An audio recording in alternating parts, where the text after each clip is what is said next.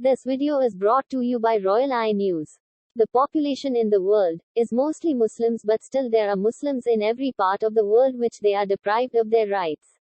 Muslims across the world persecuted, abused and murdered by non-Muslim regimes. What is happening to Muslims around the globe?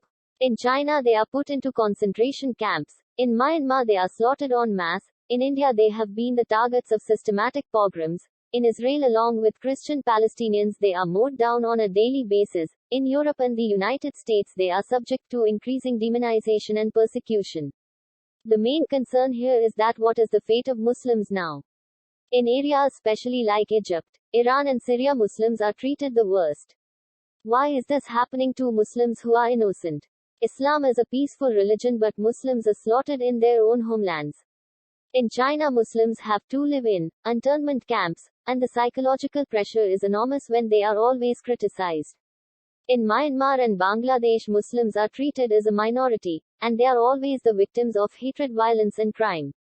Then we come to India. The Prime Minister Narendra Modi started the Gujarat violence in 2002, when Muslims were forced to not practice their religion. The roots of Hindu violent mobs attacking Muslims in India is of course as old as British incitement of communal violence to sustain their own rule. Now we talk about Palestine and Israel. Muslims are violently murdered in their own homeland in Palestine. Even the Muslim ban project started in Israel. In Europe too, the historic hatred of Muslims rooted in their version of Christianity. Now it moved to racism. The point of concern we should actually worry about is that these type of news aren't showed by the Western media. This type of truth is often overlooked. It's a propaganda started by the West to target Muslims, and we should be aware of that. Yes, the US, Israel and multiple Arab states are equally guilty of the mayhem in Syria, but the net result is the massacre of more Muslims in Syria. Now in Turkey as well Muslims are starting to adopt the West traditions. We have always seen and heard about how Muslims are treated, but often the truth is overlooked that they want peace. But the West don't let them with equal rights as well. Now if we look into the matters of why this global Islamic pandemic should be considered a major concern. 8. All religions are political. At this point, though, Islam is the most politicized. Stretching this argument further, in countries where Muslims have a majority, secularism is generally a bad word, or a Western concept.